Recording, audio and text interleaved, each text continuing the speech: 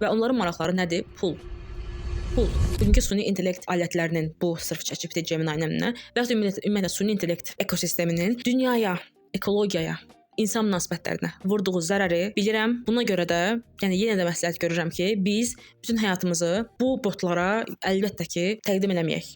Bu botlar nə də eləsələr, nəhayətində texnoloji bir alətdilər və nəhayətində o botları bizim bu günümüzə, gündəlik həyatımızın bir parçası haline gətirənlər kapitalist insanlardır. Yəni kapitalist biznesmenlər, şirkət sahibləri və s.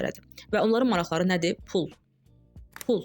Sən daha bədbəxt ol ki, mən sənin üzərindən pul qazanım. Bilmirəm, bəzi insanlar bəlkə deyə bilər ki, bu yanaşmam çox radikaldır. Amma inanın ki, bu qədər radikallaşmış bir dünyada ki, pul qazanan daha çox pul qazansın. Yəni bacarana can qurban deyirik ya biz. Baxın, bu Amerikanın və ya bu kapitalist, böyük kapitalist dövlətlərin, böyük kapitalistlərin elə sözü elə mənə gəlir ki, anlayışı budur da. Yəni bacarana can qurban.